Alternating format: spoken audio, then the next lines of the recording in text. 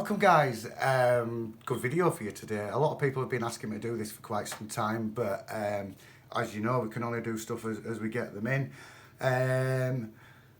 This particular cylinder head has come in with Black Death along with snap timing chain, broken 2 camshafts and broken number 1 and number 2 cam cap, along with some snap studs. Now this is, if I have a look at this cylinder head guys, this is how we remove the cylinder head. We leave the exhaust manifold on, we leave these pipes on here, we leave the inlet manifold on, fuel pressure rail, and you've also got a temperature sensor down there that you need to unplug. Right, to cut a long story short, if you have a look at these studs here, that's previously snapped. Somebody's had this turbo off in the past, so these can snap, and trust me guys, they are a nightmare to drill out. I've seen me spend 4 hours just drilling one of them out. These nuts here guys, where the exhaust manifold meets the EGR transfer pipe, they can snap as well, and they're a nightmare to drill out. Now drilling aluminium is quite easy, or drilling mild steel is quite easy. Isn't it, Reggie Roo? Say hello to everybody around the world. Hello. Say hello. So anyway, back to it. This cylinder head, you've got mass amount of 10mm bolts right round the inlet manifold that you need to get off. As you can see, there's one there for the fuel rail, and then you've got a few others for a few sensors. Now, right, so we all know about the importance of servicing guys. This is what you call thick. Look at that. Wow.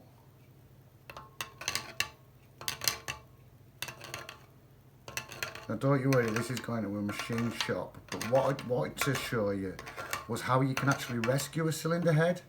There's a lot of mechanics out there think that once the cam caps are broken and once the cams are broken, the whole head's scrap, which quite simply isn't the case.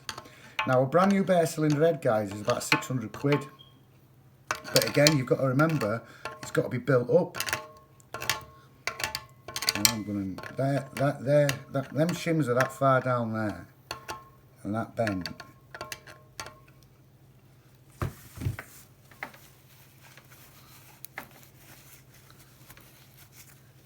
As you can see,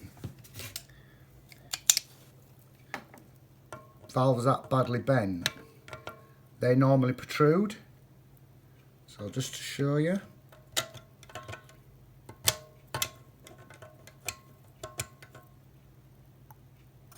there you go, and that's how you remove a shim. What we do as a set rule is every shim we remove, we line it up, so every shim goes back in the exact hole that it originally came from. Now, we'll be able to remove the valves, but on some occasions, when it bends the valve above the valve guide, you actually have to smash out the valve guide too, and then replace the valve guide, and then replace the valve, shim it up, build it back up. Something else I want to show you with this one guys as well is, I think I showed you that number 2 cam cap had broken.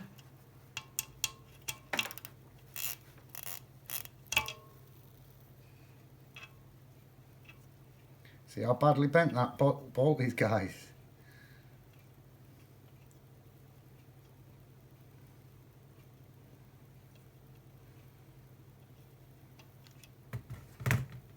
Okay. So that's the end of the cam cap, and look how badly bent that bolt is. So bolts are easily replaceable, that's not a problem. What the problem with this one is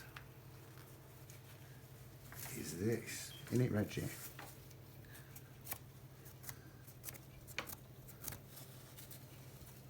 If you have a look in there, guys,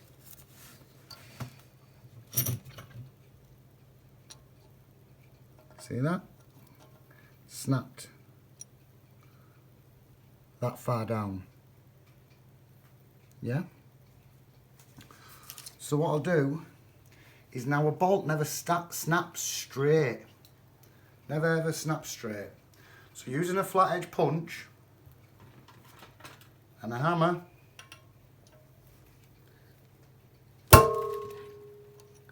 I'll give it a good schwack just to try and flatten it out. Then I'll use pointed centre punch, yeah? And I'll centre punch the centre of the bolt, and that gives me a guide for starting with a 2.5 drill bit. So that's sending me down the centre of the bolt, yeah? Once I've got some travel, I'll then move on to 3.5, yeah?